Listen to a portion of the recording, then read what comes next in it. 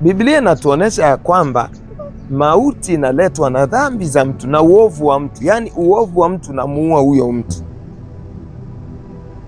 Uovu wa mtu unamtoa mtu kwenye nafasi ya mafanikio. Ndoa zinavunjika kwa sababu ya uovu wa watu.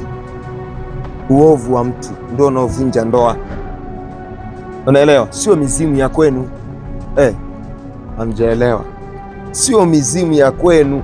Mzimu wa kwenu hauna uwezo wa kuvunja ndoa, isipokuwa kuna uhalali unaoitwa dhambi. Biblia inasema ya kwamba dhambi ilipoingia ulimwenguni, mauti iliingia. Kwa popote dhambi inaingia, dhambi ikiingia kwenye ndoa, divorce imeingia, talaka imeingia. Dhambi ikiingia kwenye uchumi wa mtu, hasara imeingia. Biashara zinakufa sio kwa sababu watu wanapenda zifu. Ni kwa sababu kuna uovu mahali. Mshahara wa dhambi ni mauti. Lakini Biblia kwenye kitabu cha Mithali sura ya 5 mstari wa 22, Biblia inasema atakamatwa huyo kwa kamba za dhambi zake. Watu wameshikiliwa kwa kamba za dhambi zao wenyewe, ndio maana wafanikiwi. Sio Mungu anawaadhibu, wanaadhibiwa na dhambi. Kuna mwingine anasema dhambi si ya shetani. Dhambi sio ya shetani. Dhambi ni kanuni ya rohoni. Dhambi ni uasi. Hata shetani mwenyewe dhambi ilikuwepo, ilikuwa inasubiri mtu. Shetani na mwenyewe alitenda dhambi. Biblia inasema hata huyo Ibilisi na yeye mwenyewe alitenda dhambi tangu mwanzo. Alitenda dhambi tangu mwanzo. Utenda dhambi tangu mwanzo. Kwa hiyo hata na shetani na mwenyewe anatenda dhambi. Kwa hiyo dhambi ni kitu ambacho kipo. Ukikaa vibaya unajikuta umekifanya. Shetani na mwenyewe alijikuta amekifanya. Kuna watu wanasema shetani amenipitia. So ameanguka kwenye dhambi ya zinaa, anasema shetani amenipitia. Kuona kwenye Biblia Mungu anamnyoshia shetani kidole, hapo ndio utagundua shetani sio shida, wanadamu ndio shida. Kila wakati mwanadamu ameanguka, Mungu hakuja kwa shetani. Mungu alikuja kwa mwanadamu, akamuuliza mwanadamu, akamhoji mwanadamu, umeangukaje hapa? Huyu Kaini alikuwa anawaza mawazo ya kwenda kumuua ndugu yake, si ndio? Mungu akamwambiaje? Tazama, dhambi iko mlangoni inakuotea, ya kupasa uishinde. Iko ndani ya kila mtu kuishinda dhambi. Umeona sasa? Dhambi iko mlangoni. Manake kuna mazingira yanataka kufungua mlango wa dhambi, ya kupasa uishinde. Unaona, Mungu hajamwambia shetani anataka kuletea dhambi. Amna, anamwambia dhambi iko mlangoni. Yaani maanake unataka kutengeneza mazingira ya dhambi kupita. Najaribu kumwambia kuwa makini. Unataka kupotosha hatua zako za kimafanikio, na dhambi ikiingia mahali, mafanikio yanapishana na dhambi. Biblia inasema afanyaye dhambi hatafanikiwa. Hata, yani aliyeandika hivyo ni kweli ni Suleiman, lakini kwa nini amewekwa kwenye maandiko matakatifu? Maanake Mungu ametaka yawepo, kwa sababu kilichoongelewa ni cha kweli. Atendaye dhambi hatafanikiwa, imeandikwa hivyo. Manake hata kama watu wanajiona wamefanikiwa halafu anatenda dhambi, hayo sio mafanikio. Kwa unagundua hata tafsiri ya mafanikio imekosewa. Watu wanadhani mafanikio ni mtu kuwa na hela, ni mtu kuwa na mali nyingi. Utakatifu ndio mafanikio ya kwanza. Kama unataka kuona huyu mtu amefanikiwa au la, ni utakatifu. Mimi nakwambia, kwa sababu utakatifu na kurudisha kwenye nafasi, dhambi na kutoa kwenye nafasi. Dhambi ilimtoa Kaini kwenye nafasi ya mafanikio. Ardhi ililaaniwa kwa sababu yake, halafu akaadhibiwa, akalaaniwa. Yoyote atakaye kuona atajisikia kukuua. kila atakaye kuona atajisikia kukua.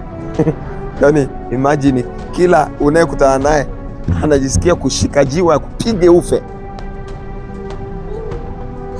Watu sio kwamba wanalogwa hivi hivi, wanalogwa kwa sababu kuna kitu wenyewe wamekituni.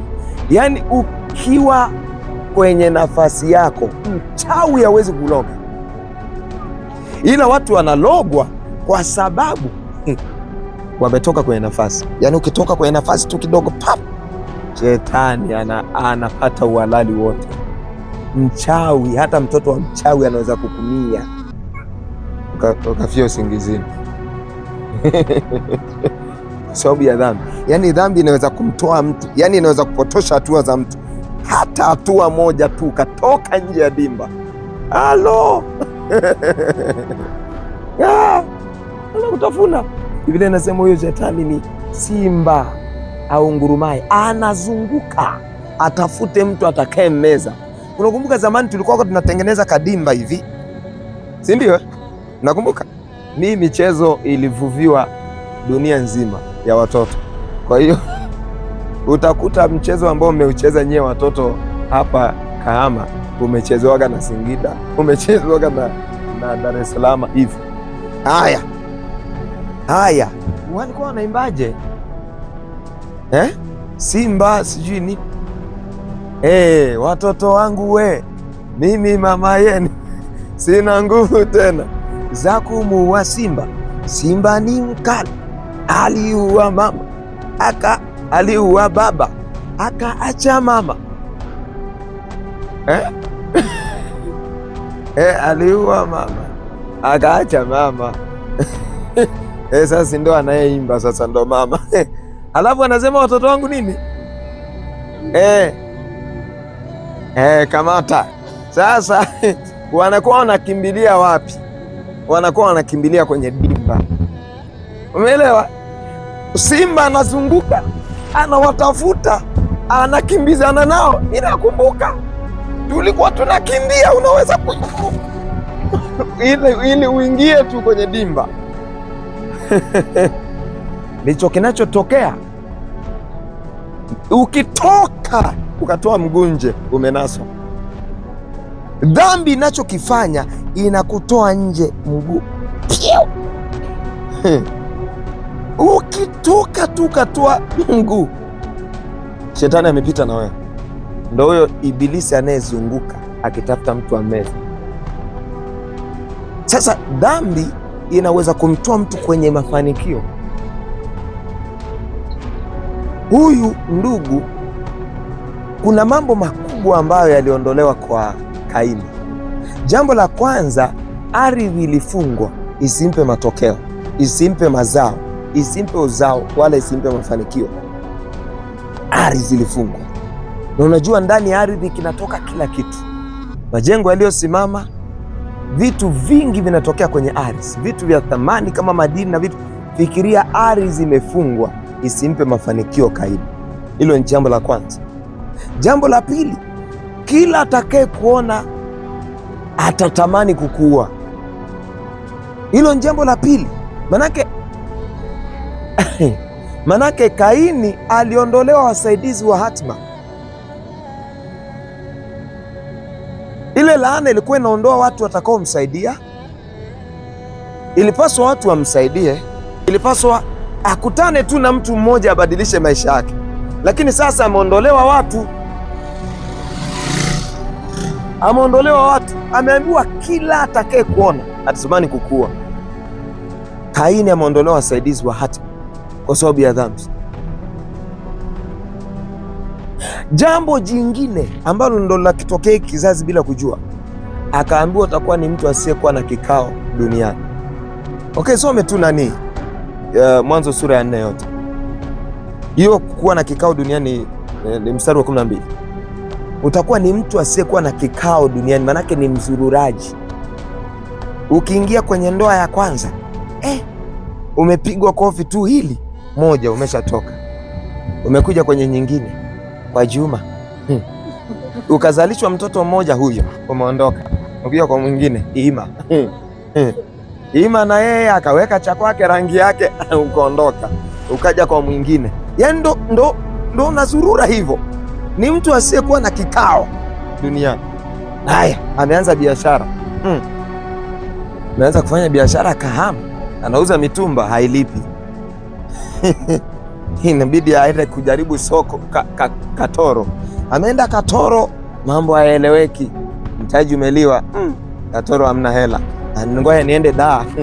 Akimbilia Dar, akuta Dar mazingira ni magumu, huku Dar sipawezi. Anatoka kule paka anajikuta amefika kaburini.